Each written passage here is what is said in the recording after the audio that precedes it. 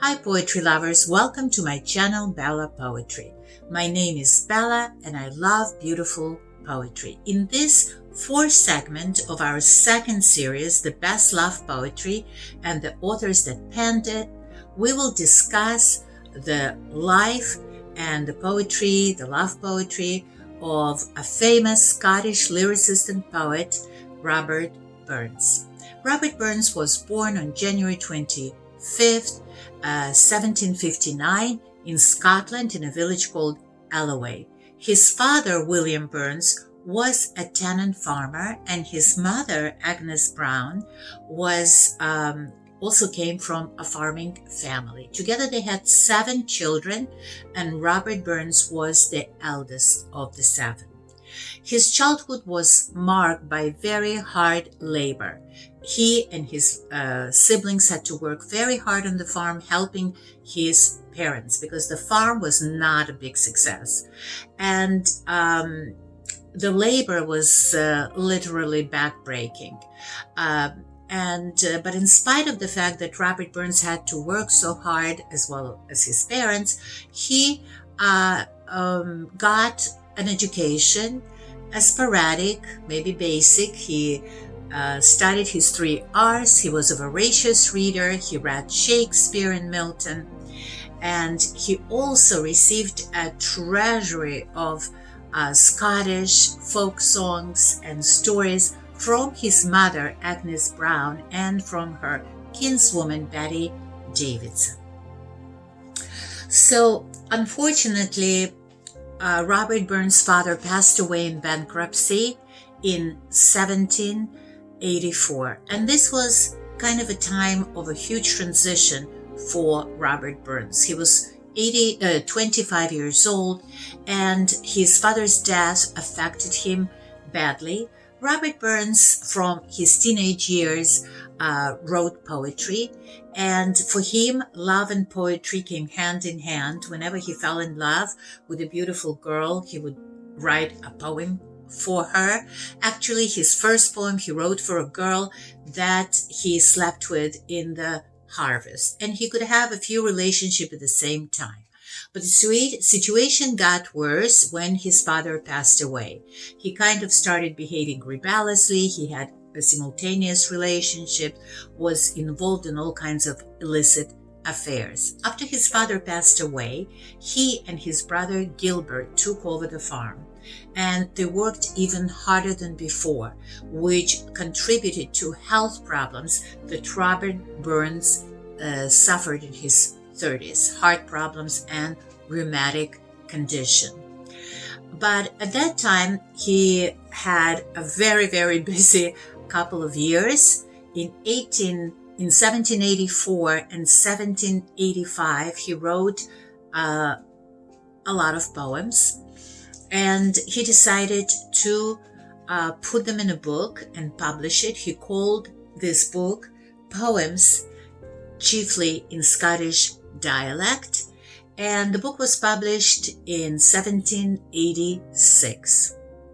But a year before that, while he was writing all this poetry, by the way, he didn't have time to write poetry, so he wrote poetry while he worked. He managed to get his mother's servant pregnant, and she gave birth to his first daughter, whose name was Bess Burns. This was his first child, born in 1785, just a year after his father's death. At the same time, he started having a love relationship with a girl from his village whose name was Jean Armour. He actually kind of was very infatuated with her. She got pregnant again with the twins. His twins. And unfortunately, the father was against his daughter marrying Robert Burns because of his reputation. And Robert Burns became very, very upset when he heard that the father doesn't want them to get married, became very angry with her dad. The dad decided that he needed to avoid the scandal because his daughter was pregnant out of wedlock, and he sent her to live with her uncle in another village. So Robert Burns did not waste any time. In 1786, he started a relationship with third woman. Her name was Mary Campbell. He actually also fell in love with her. I guess it was very easy for him to fall in love with beautiful women. He was taken by her. A little time before that, because although his book was a big success, he was called a peasant poet, and the high society in Edinburgh accepted him very warmly. He decided that he needed to make money, and he decided to leave the country. He actually wrote his book, poems, chiefly in Scottish dialect, in order, hopefully, to make money to be able to leave the country, because he was not happy after his father's death. So to ride the wave, he went to Edinburgh, and he was loved there by everyone. People found him very handsome, very charming, very articulate. He even started a relationship with a woman, Agnes Maclehose, who was a very beautiful, educated, smart woman. She got married very young at the age of 18, and she, though, was not happy in her marriage. She left her husband. They separated, basically.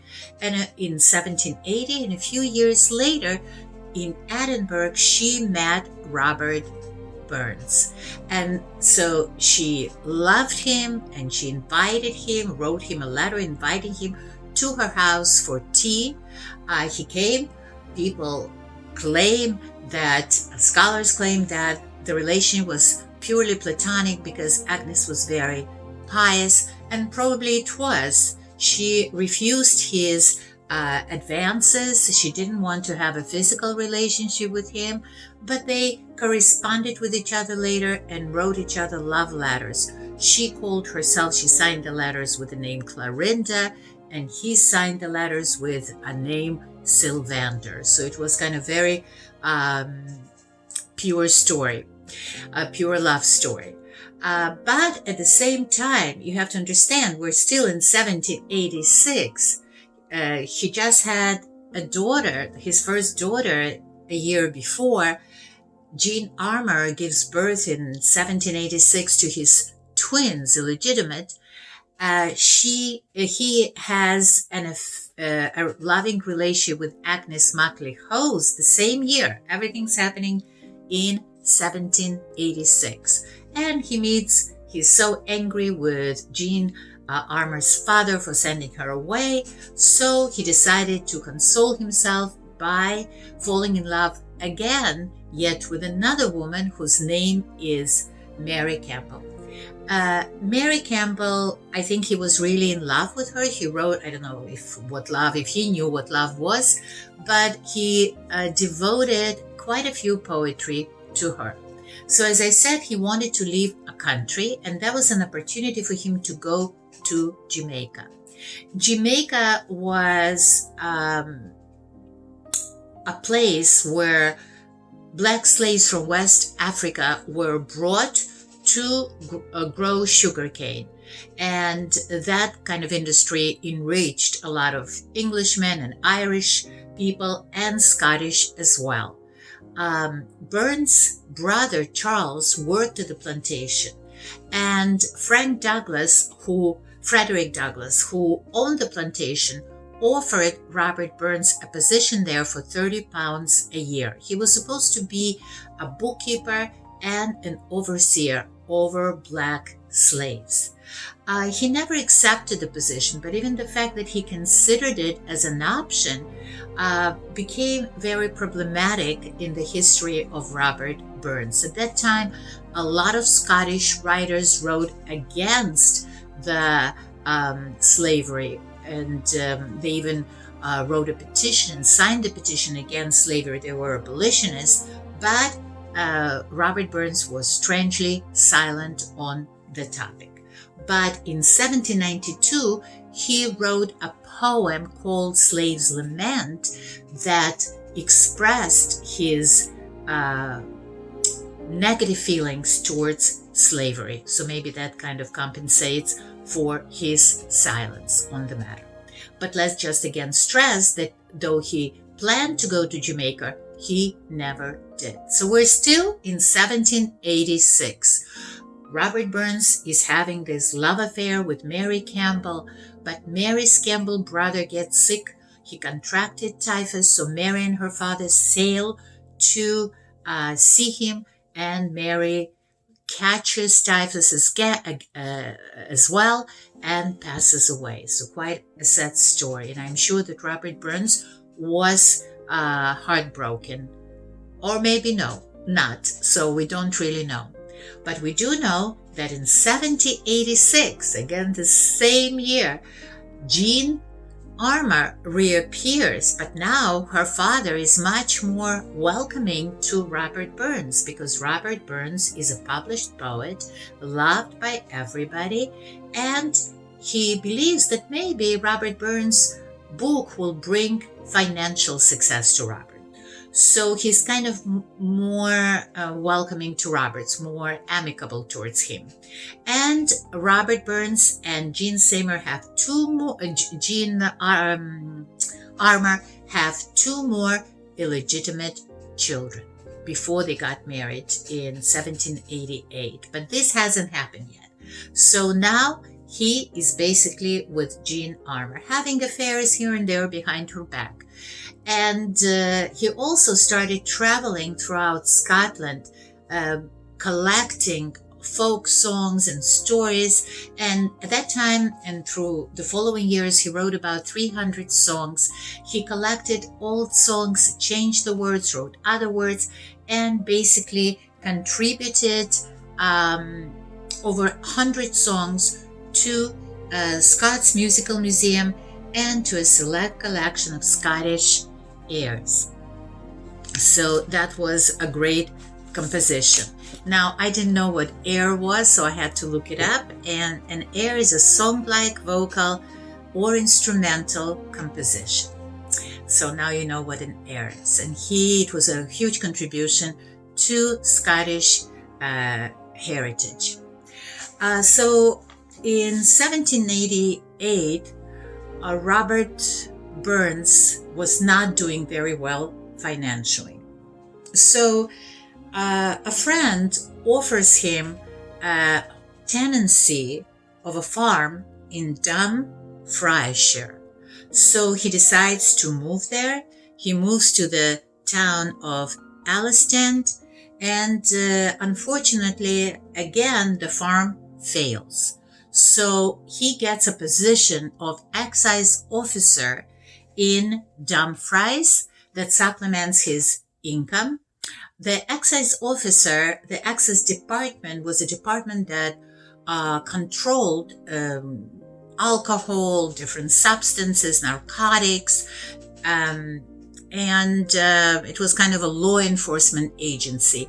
And the excise officer was the lowest rank in this agency. So I'm sure the salary was not big, but he at least could support somehow his large family. At this time, he was married to Jean Armour. Altogether, Robert Burns had 12 children. Seven of them were illegitimate.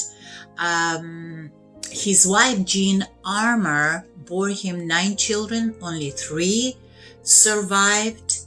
The rest passed away in infancy. And altogether, Robert Burns had 5 children who survived into adulthood. People in Scotland used to say, they called Robert Burns affectionately Rabbi Burns, and they used to say that if all Scottish men were like Rabbi Burns, the population of Scotland would not be declining. And in 2019, they estimated that Robert Burns has 900 descendants, which is a great record. So unfortunately, as I mentioned before, in 1791 through 1796, Robert Burns' health started to seriously decline. He suffered from health issues like heart problems and rheumatic conditions. He was suffering, and finally, on July 21st, 1796, Robert Burns passed away in Dumfries. And the strange thing was that his son, Maxwell, his last son, Maxwell, was born on the day when he passed away. And Jean Armour was the mother. I have to say that we talked about his contribution to Scottish heritage and music and folklore, and among the songs that he wrote are the famous songs My Love is Like a Red, Red Rose and Auld Lang Syne. You all know the song Auld Lang Syne. People sing it in America, in England, and all over the world, I think, this wonderful song on New Year's Eve. Robert Burns was a very important poet for Scotland. They consider him the national poet of Scotland. They call him the Bard of Scotland. And Scottish people love his personality, his character, his verse, his songs, even his womanizing and drinking. And every year on January 25th, they celebrate his birthday. Unfortunately, as I said already, he passed away very young at the age of 37. As usual, I read a quote by a famous poet that I introduce, and this is Robert Burns' famous quote. It says, "Life is but a day at most." It's a wonderful quote that says that we think we have all the years before us and we make plans, but the past has passed and the future is not here yet, and the only thing that we've got is today, is this moment. So I love the quote. And now I will read to you Robert Burns' famous poem called My Love is Like a Red, Red Rose. Beautiful poem.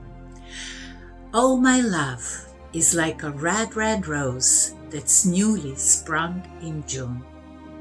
Oh, my love is like a melody that's sweetly played in tune.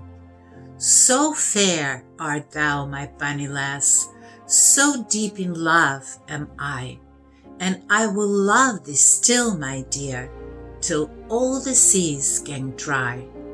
Till all the seas gang dry, my dear, and the rocks melt with the sun, I will love thee still, my dear, while the sands of life shall run. And fare thee well, my only love, and fare thee well a while, and I will come again, my love, though it were 10,000 miles. Beautiful, beautiful poem. And with this poem, we come to the end of this segment.